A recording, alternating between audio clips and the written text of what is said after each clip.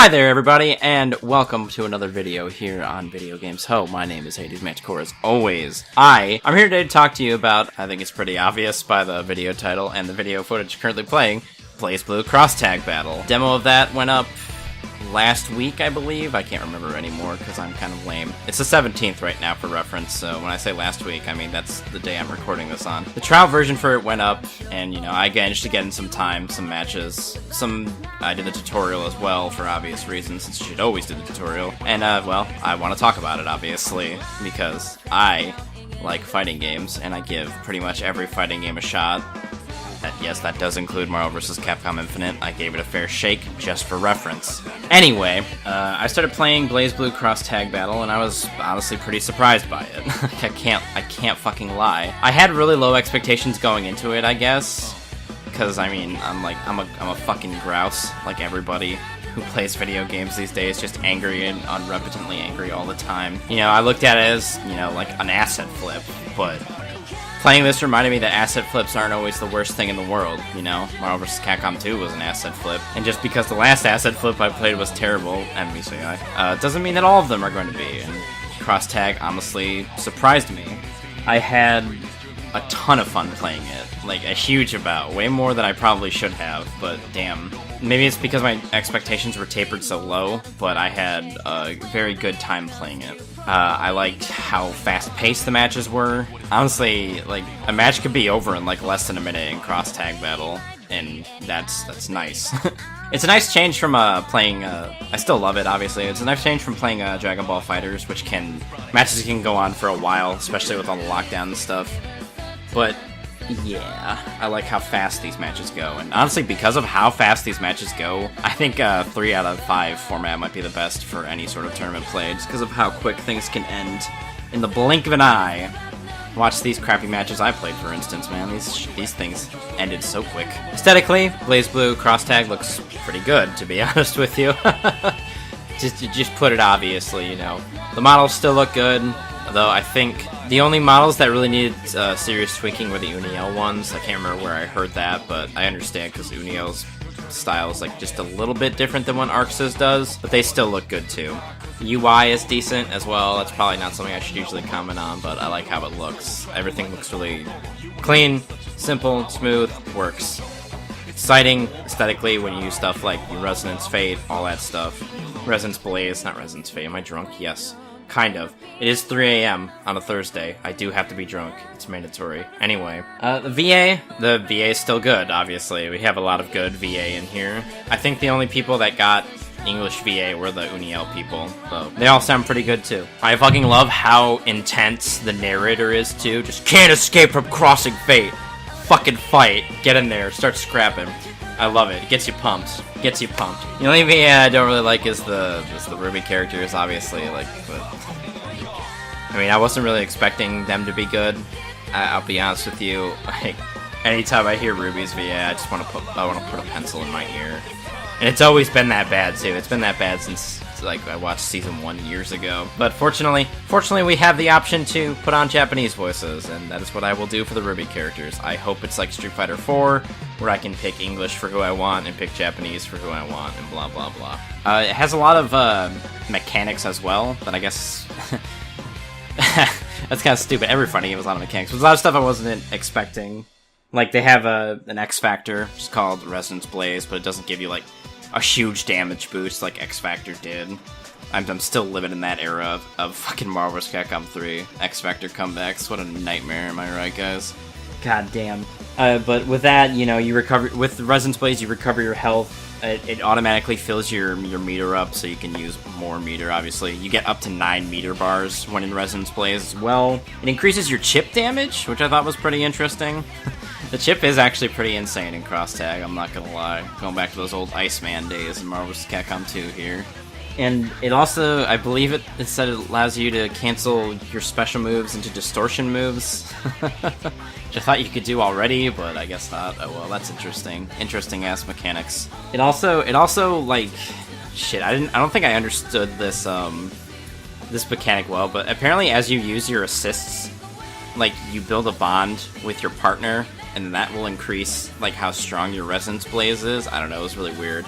I need to reread it for clarification, but I thought that was pretty interesting too. And you can only use it with one character left, you know, you can't just call it out when you have 2 people still standing, so it's limiting in that. It's a comeback mechanic, but it doesn't seem god-awful. I've had constant problems with comeback mechanics in games, you know, like I mentioned X Factor earlier, which was...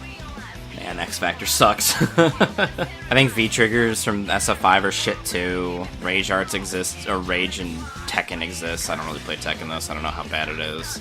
Plus, you only get that with, like, barely any life left. There's Sparking in DBFZ as well, which I don't hate necessarily, but I'm kind of over comeback mechanics in general, but Resonance Blaze seems alright. Doesn't seem overbearingly overpowered or anything. It's got a lot of, like, defensive mechanics as well, which is a nice change from DBFZ, where I have Reflect, and then I can call my people in, and then I can hopefully not get ass-fucked, you know? That's playing DBFZ. Love it, but sometimes it can get pretty nuts. Anyway, got a lot of defensive mechanics. You have a reject guard, which is push block. You spend like a meter and you blow back your opponent in the middle of a block string. It pushes them really far back too, so it gets you a lot of ground. You have cross burst, which lets you swap with your partner character in the middle of your opponent's block string. You switch out to them, they come in with an attack. You can do it in the middle of a opponent's attack or opponent's block string, or when they're just hitting you, you know, lets you get out in case you get put into some giant string combo where you're getting your ass kicked, obviously. More defensive mechanics are always a good thing. I feel like a lot of modern day fighting games are lacking in them. There's something called cross combo, which you can call out your partner and have them constantly be doing assists at your command. Another interesting thing I'll talk about is assists in a second, but you call them out, you can just tell them to keep doing their assists until either your cross gauge runs out, which is the big 2 blue bars at the bottom of the screen, or they get hit. They're invulnerable until they start doing assists, and then they can get hit there. Assists are interesting because you get 3 of them. You can use all of the assists, you know, like in fucking Marvel's Capcom 3, Hagar had Pipe, Hagar had Lariat, Hagar had Violent Axe, but you only pick one of them. In this game, you get 3 assists, and a different one comes out whether you push like forward or holding back or press up, I believe is the 3rd one. Which I think is interesting and will add a lot of flexibility to the game. I like that a lot. I hope more games do that in the future, that's for damn sure. And then you have Astral Heat, obviously, which is the instant kill moves, which I believe are in Blazblue. I'm unfortunately not a Blazblue expert. I should probably learn, because it seems like a fun game. But I want to, you know, apply my time into Guilty Gear, or not really, mainly playing DBFZ, and, well, I'll probably be playing this game a lot, too, to be honest. I had a lot more fun with it than I thought. Anyway, that's about it for me talking about mechanics I like. We can move on to the second part of this video, which will be the DLC leak discussion. As you know, obviously, with Blazblue Cross Tag Battle already, you're getting the base game for $50, and you get 20 base characters, and for $20 more, you get all the DLC characters that are coming this fucking pass. I don't know. I don't even know if it's like, I don't know if they're gonna have more than this, but anyway. The DLC people that are currently unknown got leaked via, I think someone data mined it from the Switch copy, if I'm not mistaken. It turns out it's Izayoi, Mai Natsume, Nine the Phantom from Blazblue. You're getting Mitsuru, Akihiko, and Labrys from Persona 4 Arena. Persona 3 characters. The obvious picks from Persona 3, I think. And from Uniel, you're getting Merkava, Mika, and Yuzuriha? I don't know how to pronounce Japanese names a lot. Solid picks. Actually, I don't really know about the Uniel people. People seem really, really pissed that Mika is in it, of all people. I don't know. She looks funny as hell to me, but I don't know. If you're an Uniel fan, tell me why Mika's a stupid choice. I wouldn't mind hearing it out. Personally, I like her fucking Surfbot face that she's making half the time. Plus, she's a grappler, which means, you know, more for me.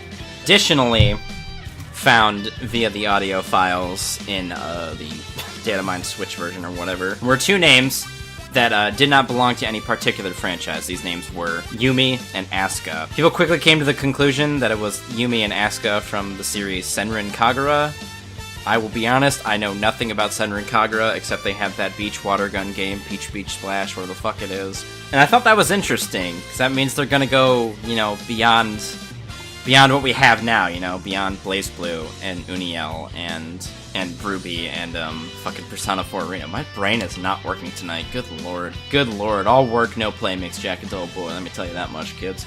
And from that I got to thinking, about a couple crackpot theories in regards to potential future characters in DLC. And the first one, which I keep shilling if you listen to the Quarter Circle Forward podcast by the Infinite Ammo Syndicate that I'm on. I'm on every episode. I was gonna say occasionally, but anyway. I keep bringing it up, but a while back, Arc Systems Works visited Riot Games HQ, Riot Games, which makes League of Legends, in case you didn't know. They visited them a while back, and then Ruby got added to this game. And then I thought, what if League of Legends characters get added to fucking Cross Tag? Then I got to thinking what characters would actually be cool as hell to see in this game. And, you know, there's a lot of really good options there, you know.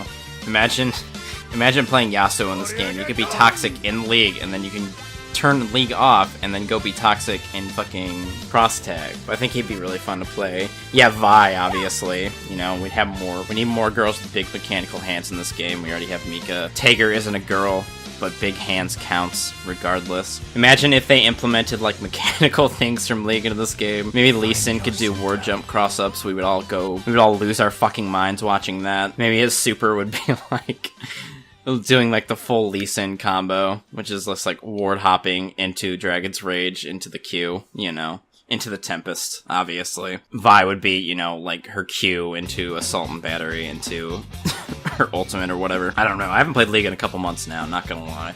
Darius, their J4 also would be cool. But if I'm being realistic about it, they're probably going to pick whatever characters are most popular in Japan. So I want to say, realistically, it'll probably be like Ari and fucking Yasuo more than anything. Which, I don't know. I think that'd be interesting at least. I joke about it because, like, Skullgirls a while back had a joke about Philia being in one of the Under Nightingale games. Or was that a real thing? I don't know, to be honest with you. And also, Yuzuriha is in the background of that casino stage in fucking Skullgirls, along with, you know, Matt and Wooly are in there too. Anyway, maybe Skullgirls characters could pop in. I wouldn't mind seeing Beowulf. And Valentine, of course. That's the best team. You also have all the characters that haven't been included in the game yet, too. There's a lot of decent characters that haven't made it in yet. I'm pretty sad that Taukaka didn't make it in. I've always liked her a lot from Blazblue, if you didn't know. I'm shocked Teddy didn't make it in by first DLC season, or whatever the hell we're gonna call this. I don't fucking know. I'm pretty shocked he didn't make it in, but it necessarily doesn't bother me, because I find Teddy to be annoying. Didn't hate him, but pretty annoying character. Also Junpei, I mean, he was kind of weird to play in Persona 4 AU, but damn, I love my boy Junpei. I got nothing but respect for him. Countless other Blazblue, Uniel, and fucking Persona 4 Arena characters too to add. I think they've also mentioned in the past that Persona 5 Arena is something that might come if this game is a success. So maybe, you know, we see a preview of that if we get more DLC characters that are new. You know, we could get Joker and Makoto, the best characters in that game. God, I hope it would be Makoto at least. I mean, and obviously more Ruby characters too. I don't care about Ruby, I'll be honest with you. I think that show is terrible, and I can't watch it for more than 3 episodes. But they'll probably do more of those in the future to keep that fan base engaged, obviously. It's shaping up like this game is like a professionally produced Mugen, basically. And it's been actually pretty insane to play, and it's very, very enjoyable as a result of it. I've also obviously been thinking about that DLC pricing structure a lot. A lot of people are still upset with it, considering it's like a big asset flip game, but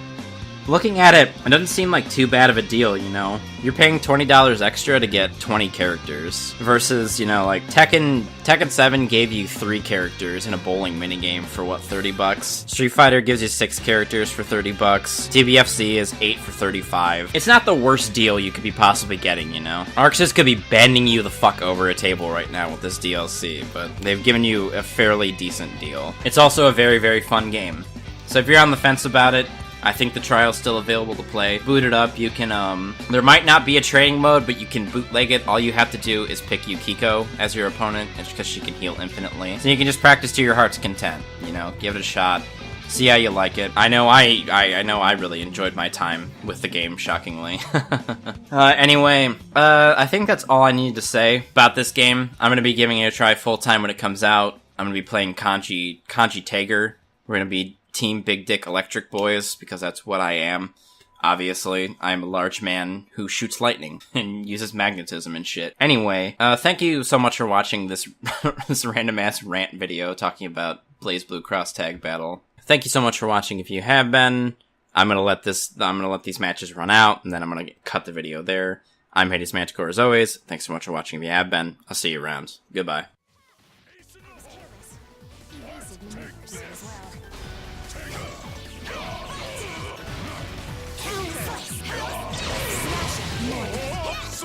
Don't take me lightly. No mercy.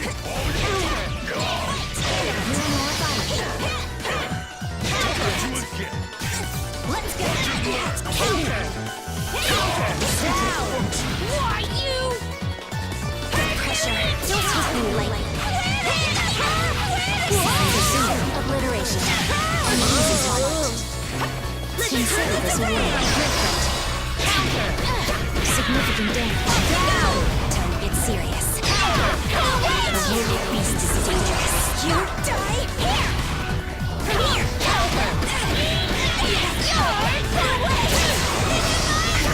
Look to the heavens! Not bad! Not bad! Not bad! Not bad!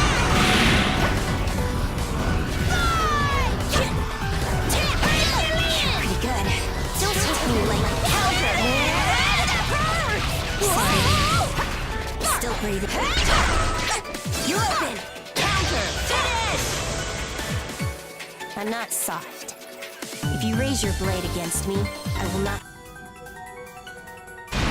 Our performance here will... Can't escape from crossing fate! Fight! You're open. Got you. Fairly significant damage. Evasive maneuvers.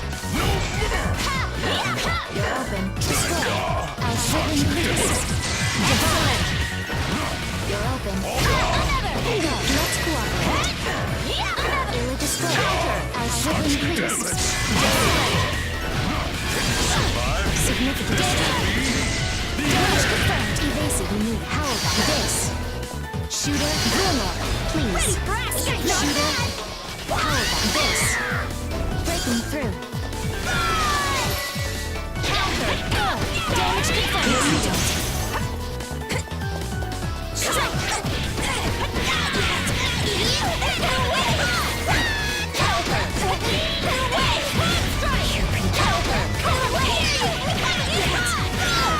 You're pretty pointless. Pressure. Slice. Don't take me lightly. Pointless. I can still do this. Damage. Significant damage. I was careless. Recovering. You're ready! Fall. You're open. Breaking through. Is that all? Ill-advised. Stopping. Destroy. Tight. Slash. Pardon me. Maximum Caesar output.